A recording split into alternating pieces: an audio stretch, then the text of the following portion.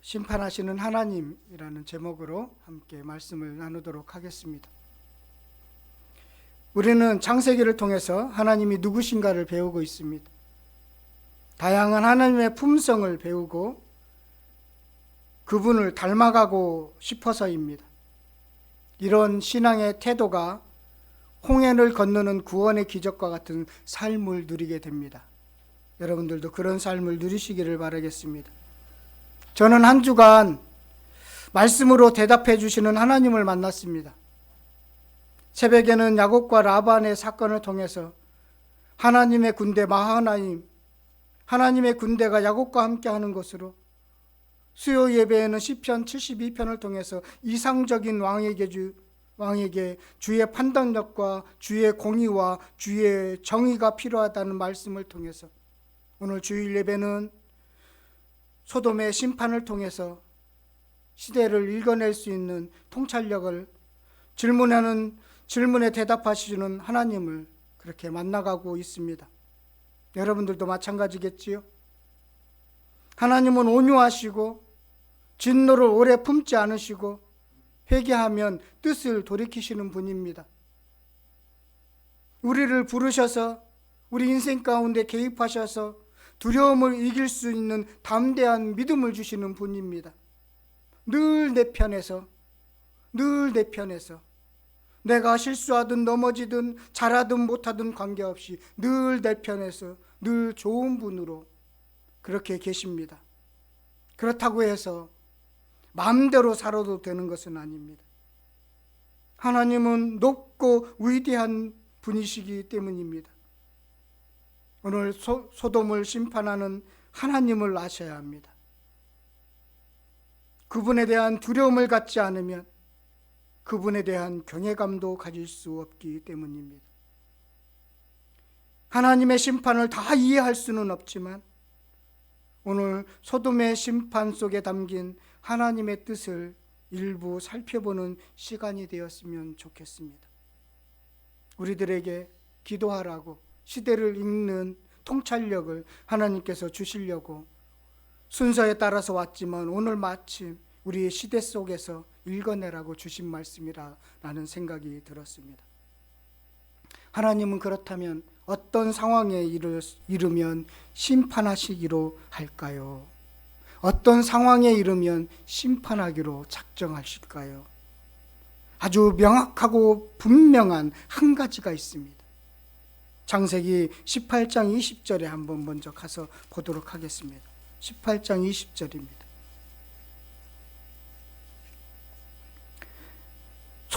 소돔과 고모라를 심판하기로 하나님께서 작정하신 이유가 있죠. 18장 20절 함께 읽겠습니다.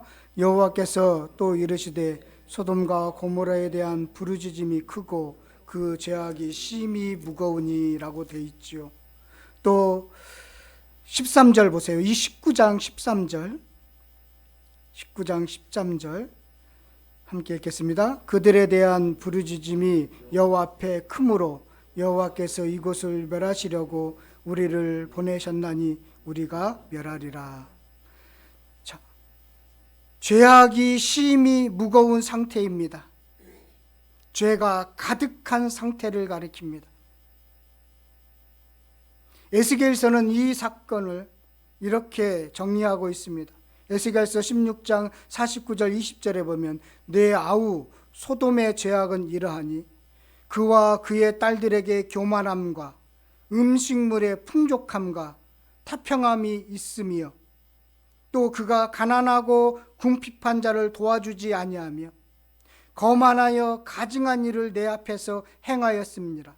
그러므로 내가 보고 곧 그들을 없이 하였느니라.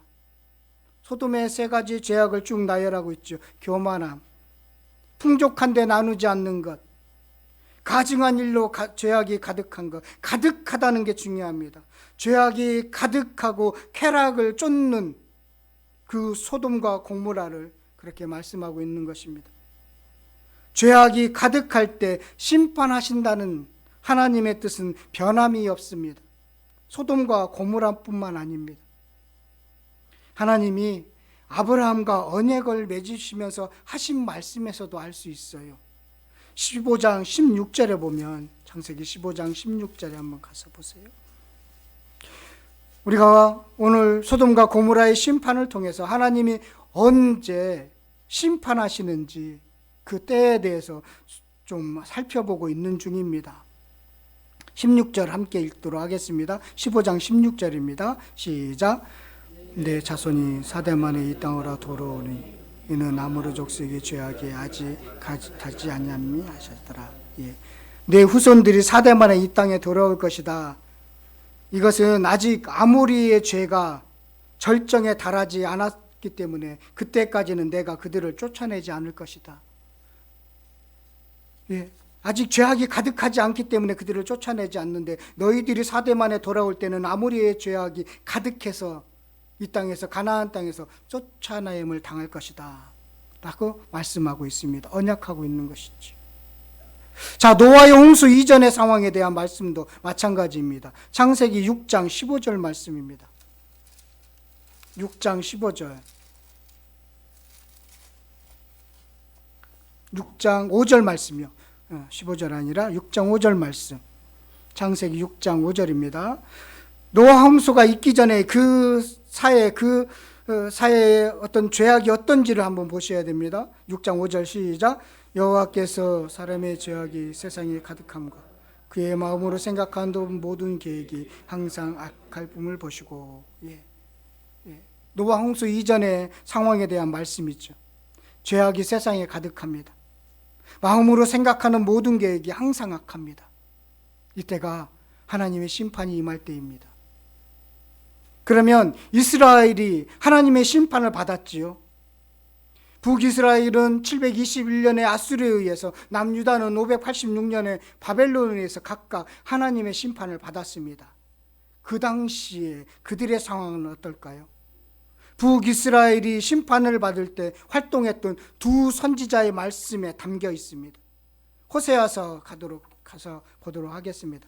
호세아서 4장 1절 2절 말씀입니다. 하나님을 알지 못하는 백성이나 하나님을 아는 백성이나 그 상황은 비슷하다는 것입니다. 조금 표현이 다를 뿐이죠.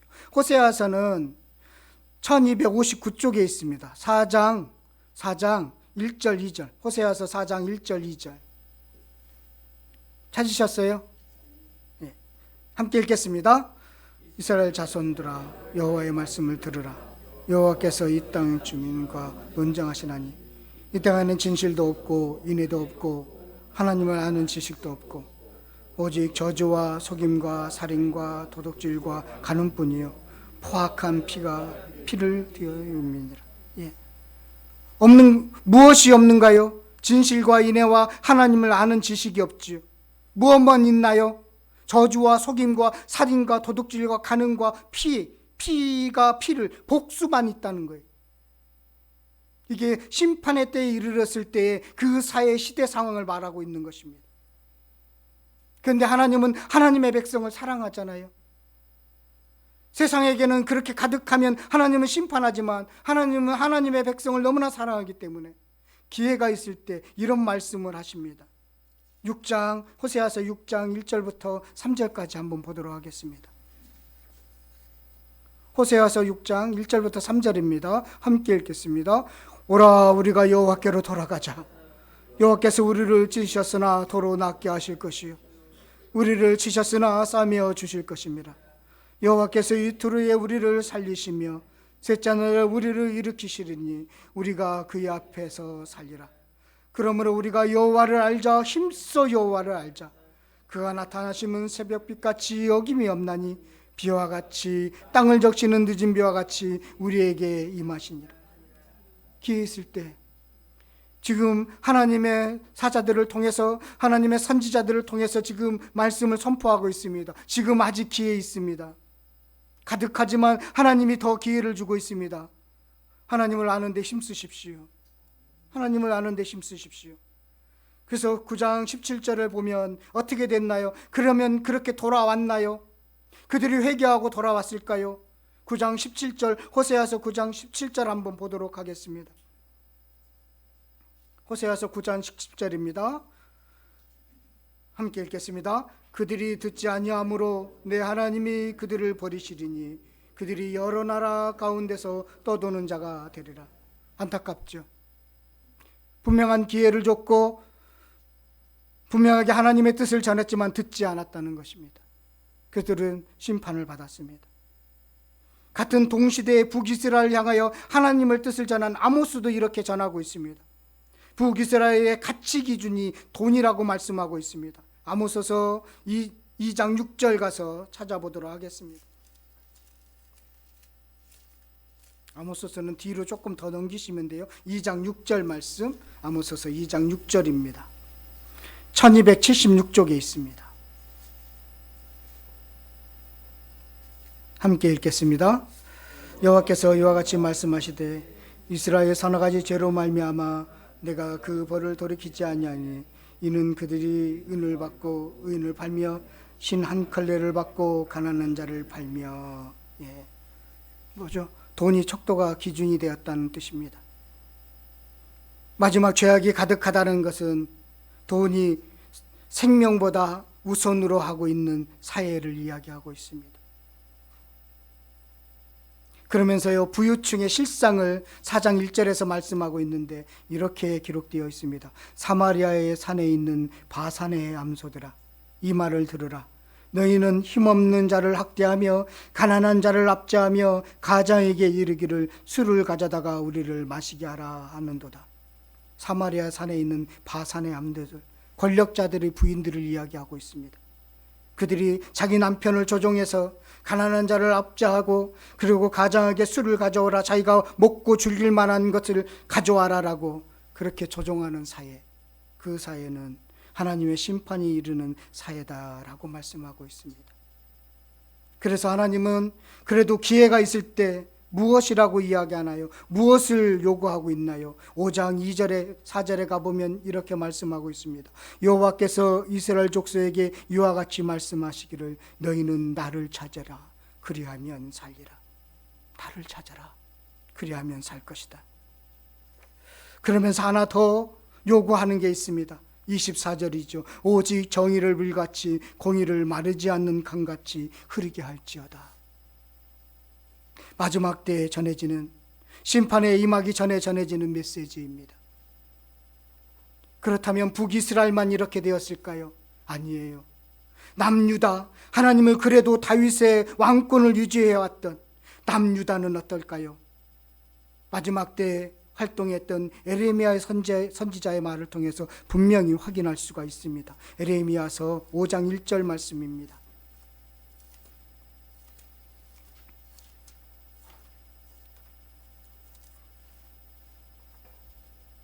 함께 읽겠습니다. 에레미야서 5장 1절 1057쪽에 있습니다. 에레미야서 5장 1절 말씀, 에레미야서 5장 1절입니다. 함께 읽도록 하겠습니다.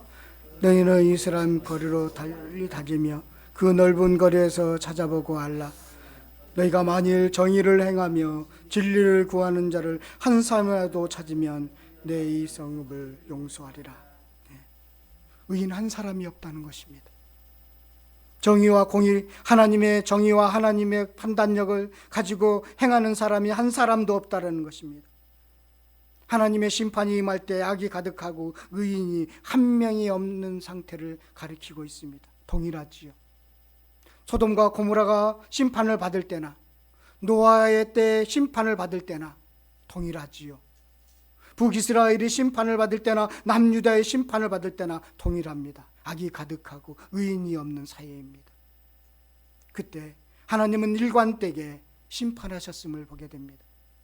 여러분, 하나님의 심판은 이렇게 국가적으로 민족적으로 이루어지기도 하고 한 개인에게도 동일하게 임하는 것을 보게 됩니다. 한 개인이 죄악이 가득하면, 교만하고 불순종하면 심판이 임하게 됩니다. 목사님들 중에서 교만하여서 하나님의 심판을 받았다라는 그런 이야기를 나누는 경우가 있습니다. 하나님이 치신 것 같아. 더 이상 볼 수가 없어서 하나님이 그 목사님 데려가신 것 같아. 목사들 사이에 그런 이야기를 합니다. 어느 장로님이 하나님이 심판을 받은 것 같아. 그러지 않고는 설명이 안 돼. 하나님이 치신 것 같아. 그분 교회에 그렇게 하더니 하나님이 데려가셨어. 그런 이야기 우리 목사 속에서, 목사들 사이에 많이 하고, 다른 해석이 안 되는 일들을 보기 때문에 하나님이 심판이 임했다라고 그렇게 평가하기도 합니다. 여러분, 한 국가, 한 민족, 한 개인에게도 죄악이 가득하면 하나님의 심판이 임합니다. 그런데 그 전에 무엇이 있었지요? 그 전에 기회가 있었습니다. 하나님은 분명히 기회를 줍니다. 왜냐하면 하나님은 노하기를 더디하시고 참으시는 분이기 때문입니다. 그런데 그 기회를 놓치더라는 것입니다. 듣지 않더라는 것입니다. 그래서 심판이 임하는 것을 보게 됩니다. 동일하지요. 성경에 흐르는 하나님의 뜻은 동일하구나라는 것을 발견하게 됩니다. 그러면 소돔의 심판을 보면서 아브라함과 롯의 가족을 통해서 우리는 두 가지를 해야 하고 두 가지를 하지 말아야 할 것을 발견하게 됩니다. 먼저 두 가지를, 이런 것을 해야 합니다. 아브라함처럼 중보기도를 해야 합니다. 세상의 심판의 앞에 있을 때 소돔에 살고 있는 의인을 위해서, 세상에 살고 있는 하나님의 택한 백성들을 위해서 여러분 중보기도 하셔야 합니다. 우리의 사명입니다. 기도가 힘이 없고 피하는 것으로 보이겠지요. 왜 현장에 나오지 않느냐라고, 왜 거기에 그 자리에 있지 않느냐고 그렇게 이야기할 수 있겠지요. 그러나 그리스도인들은 중보기도 하셔야 됩니다. 골방으로 들어가서 엎드리시는 것을 먼저 하셔야 됩니다. 그래서 구해달라고, 살려달라고, 그 소돔에 살고 있고 소돔에서 지금 소돔으로 닮아가고 있는 롯의 가족들을 살려달라고, 하나님의 백성을 살려달라고, 그 의인을 구하게 해달라고 기도하셔야 됩니다. 그 기도는 의인을 구하는 능력이 되기 때문입니다. 창세기 19장 29절에 분명히 말씀해 주고 있습니다. 본문으로 가셔서 29절에 한번 보세요. 창세기 19장 29절입니다. 함께 읽겠습니다.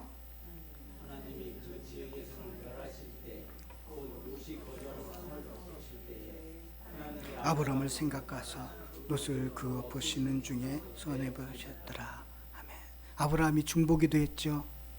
아브라함의 기도를 생각해서 롯을 구하여 주셨다라는 것입니다. 또 한 가지 이 소돔의 심판을 통해서 우리가 또 한 가지 해야 되는 것을 배우게 되는데요. 선한 영향력을 잃지 말아야 합니다. 어쩌면 롯의 실수에서 교훈을 얻는 것입니다. 롯은 19장에 보면 1절에 보면 성문에 앉아 있습니다. 롯이 천사를 발견했을 때 성문에 앉아 있는 롯이 천사를 영접합니다. 성문에 앉아 있다는 것은 기도자의 위치에 있다는 것입니다. 소돔에서 꽤 성공했다는 의미를 담고 있습니다. 외지인이 이렇게 성공하기에는 쉽지 않았을 것인데 소돔에 거주한 지 10년 만에 이룬 성공입니다. 그동안 많은 노력을 했을 것입니다. 그러나 결정적인 순간에 선한 영향력을 발휘하지 못하는 것을 보게 됩니다. 그가 8절 9절 말씀을 보면 선한 영향력을 행사하지 못한 것을 알게 되죠. 의인일은 하지만 세상에 동화되어서 가고 있는 롯의 실상을 볼 수가 있습니다. 선한 영향력을 잃어버렸습니다. 9절 말씀 보도록 하겠습니다. 19장 9절 말씀입니다. 그들이 이르되 너는 물러나라. 또 이르되 이자가 들어와서 거류하면서 우리의 법관이 되려 하는도다. 이제 우리가 그들보다 너를 더 헤아리라 하고 롯을 밀치며 가까이 가서 그 문을 부수려고 하는지라. 정말 위기 상황이었을 때 그가 선한 영향력을 잃지 않았다면 그들의 말을, 롯의 말을 따랐을 텐데 그렇지 못한 것을 보게 됩니다. 여러분, 가정에서부터 선한 영향력을 잃지 않기를 바라겠습니다. 마지막 때에 중요한 우리들의 해야 될 일입니다. 여러분들이 가지고 있는 그 위치에서 하는 걸 하려고 하지 마시고 그 위치에서 선한 영향력을 잃지 마십시오. 우리가 꼭 해야 하는 것입니다. 하지 말아야 할 것을 두 가지가 또 있습니다. 먼저 롯의 사위에서 배웁니다.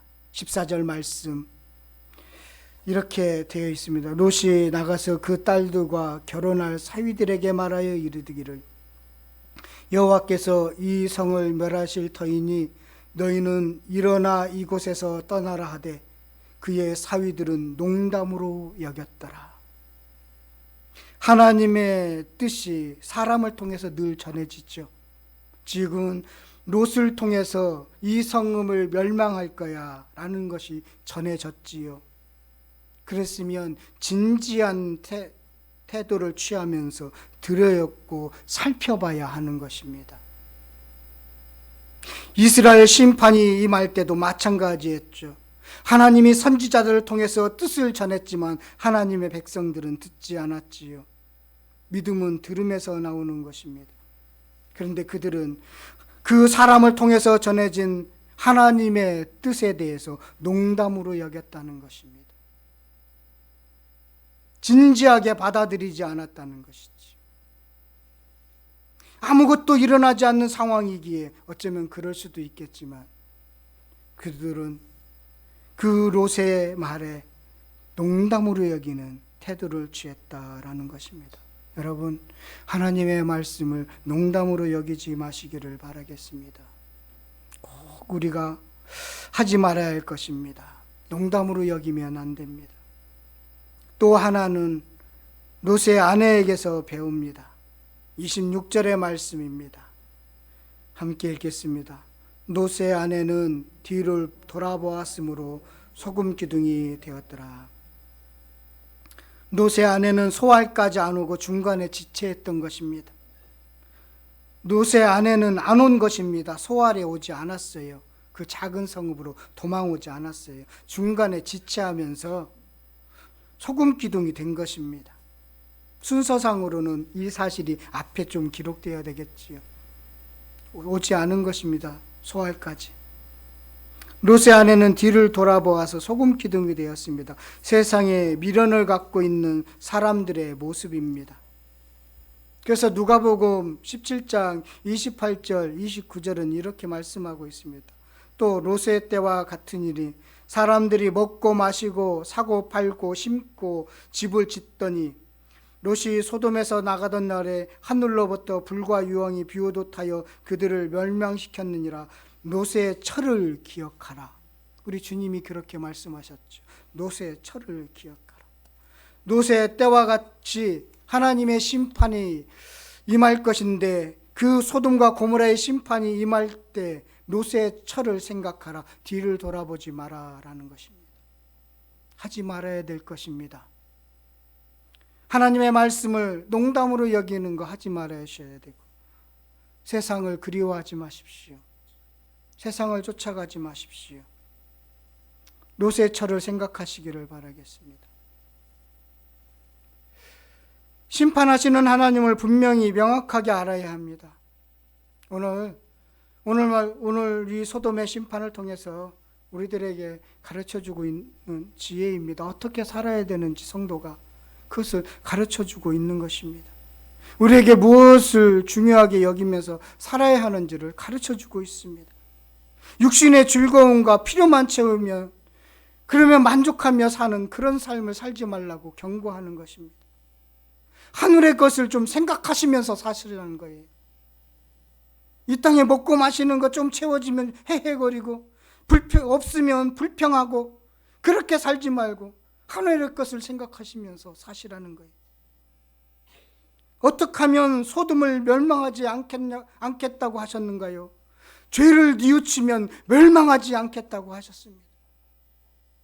의인 10명이 있으면 멸망시키지 않겠다고 했어요. 예루살렘에는 의인 1명만 있어도 멸망시키지 않겠다고 하셨어요. 우리가 의인인지 하박국처럼 늘 생각하시면서 하루하루 살아가셔야 되는 거예요. 하나님의 소돔과 고모라 시대에 우리는 지금 언제 심판이 임할지 몰라요. 그냥 먹고 마시고 살아가지요.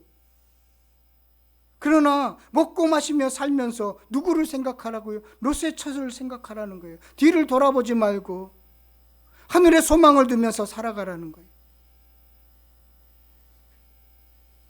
저와 여러분, 오늘 말씀을 깊이 생각하시면서 얼마나 세상에 죄악이 가득합니까? 더 죄악으로 지금 치닫고 있는 모습을 보지 않습니까? 그런 현상은 눈으로 보고 있지 않습니까? 하나님의 심판이 지금 임해도 뭐라고 변명할 것 없는 그런 상황이 있지 않습니까? 그런데 우리는 하나님의 심판은 없을 거야, 멀리 있을 거야 라고 늘 생각하면서 살고 있지 않습니까? 매일매일 내일 심판이 임해도 저는 주님께 돌아가겠습니다라고 그런 고백하면서 살아가시면 되는 거예요. 그러면 두려움이 없죠, 인생이. 그렇게 살아가는 저와 여러분들 되시기를 간절히 축원드리겠습니다.